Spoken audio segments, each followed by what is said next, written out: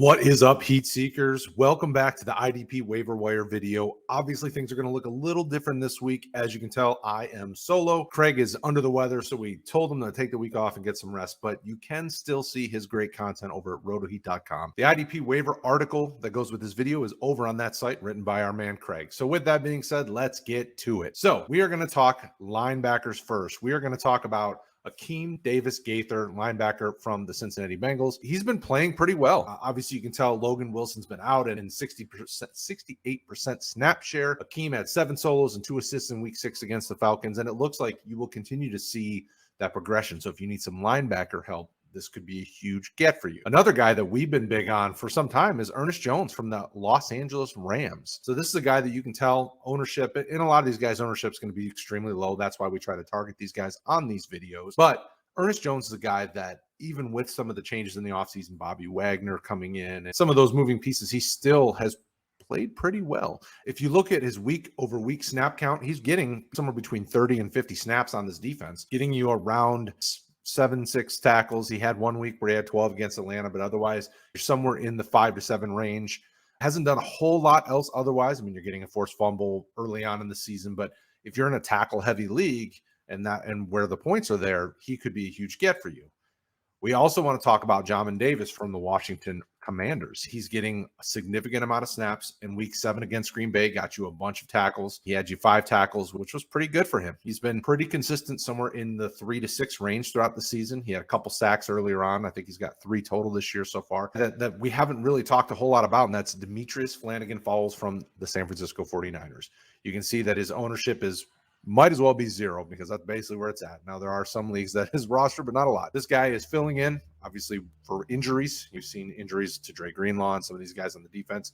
He stepped in and played admirably. Played 36 snaps week 7 against KC, and looks like he finished with a solo and assist. And moving forward, he should be in line to get more work. And with them facing LA this week, he could be a sneaky play to get you some significant value with more snaps. Next up, we're going to talk defensive backs. The first guy we want to bring up is going to be Ryan Neal from the Seattle Seahawks.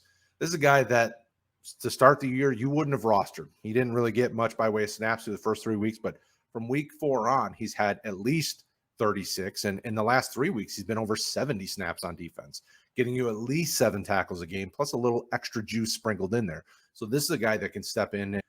He's healthy. He's obviously been practicing in full and looking good, and his defense is on the field enough that he can get you pretty solid value in the secondary if you're in need of help. Next up is a guy that you may want to consider and keep an eye on, because this could either be Rowe or Fedulum, but Eric Rowe from the Miami Dolphins, he's been getting play throughout the season. He got 30, 40, somewhere in that range from weeks 2 through 4, but then has come up and down and really been single digit or teens when it comes to his snaps. But he's getting you a couple of tackles here and there. But this really depends on Brandon Jones's health. So if Brandon Jones goes down, you're either going to see Eric Rowe or Clayton Fedulum in here. We considered putting either or, but we definitely, as you can tell on the article, we made sure to mention the name so that you can keep an eye. One of these 2 safeties is going to fill in, and that's significant value for your fantasy team, whoever is starting in that Miami secondary. Next up, Amani Hooker from the Tennessee Titans. Now, we saw against Indy, he had a great game, 64 snaps, got you 10 tackles, got you fumble recovery. He played some significant reps, and that is something to be looked at and thought highly of, because going in early on in the season, he had the first 3 games of the season, he had at least 55 snaps on defense. He had 70 in week 3 against Las Vegas with 6 tackles and a forced fumble before started missing time, but looks good. Watch that Colts game, and he looked very good all over the field. The power was there. He was getting in on so many different tackles that it was one of those guys that you should feel confident about rostering in and starting if you need some help in the second. All right, so now our cornerback play of the week, the guy that we want you to target if you're in a cornerback specific league. So that is not as many. A lot of leagues don't force you to start a corner, but if you need to start a corner, Patrick Peterson from the Miami Dolphins. Week 7 was on bye. Week 8 has an Arizona matchup, which could be pretty juicy. As you can tell by Craig's awesome article, he's not rostered very highly, so should be available in your league. But he's been playing 70, somewhere in the 60 to 80 range when it comes to snaps. He's on the field for the majority of the team snaps and producing pretty well, getting you some tackles. He had an interception the game before the bye against Miami, so he's maybe not necessarily the ball hawk that he had been in previous years, but he's definitely getting in and getting you some tackles, and that could be productive if you need help at your cornerback position. Last but certainly not least is the defensive linemen. So we've got some defensive ends, we got some defensive tackles. First up, Darrell Taylor from the Seattle Seahawks. This 6'4", 267-pound defensive end has been really strong, at least from week 3 on. He's giving you potential for sacks, forced fumbles, and he's had 3 sacks and 3 forced fumbles in 3 of the last 5 games, which is big. Got your fumble recovery also against the Chargers last week, giving you double-digit fantasy points in all but 3 games this year.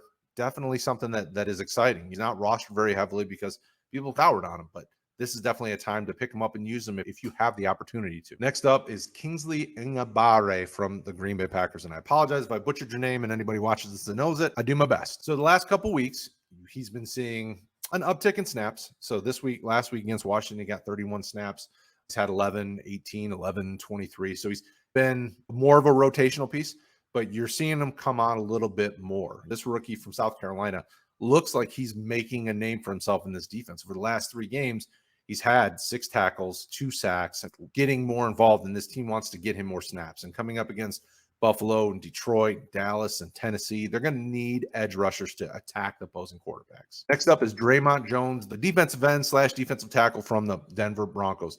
This is a guy that has been seeing significant snaps basically the entire season. He dipped against the Jets and only played 38 snaps, but got 3 tackles and 2 sacks. So he made up for it and actually had the second best game of the season against the Jets in week 7. But he's getting you in the range of, and he's a bit more feast or famine. I will want to say that he'll have one game where he's getting double-digit points, and then one game where he's getting you 1. Week 1 against Seattle, he had 1 tackle, and that was it.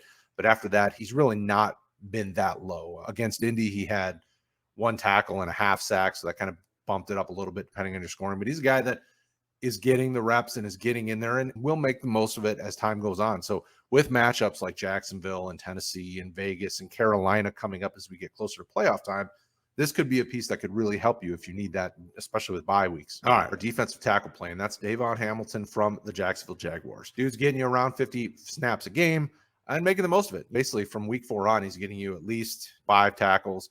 He did have a dip. Houston, he only had 2 tackles, but in the last 2 weeks, he's been getting you 6 tackles. And from the defensive tackle position, that's pretty good value, especially when you're seeing guys like Javon Kinlaw go on IR and needing some help from your defensive tackle spot in a defensive starting league, where you have to start a D tackle. This is definitely a name to pick up and feel pretty good about it. So if you guys are in IDP leagues and you're not entirely sure who to pick up, message us. You can find us over on rotoheat.com/Discord. You can talk live with our team. You can hit me up on Twitter at RotoheatBrad. You can talk to Kraig at RotoheatCraig. Otherwise, we thank you guys as always. We love y'all. We appreciate y'all's time. We thank you so much. Don't forget, like, subscribe, and we'll see you in week 9.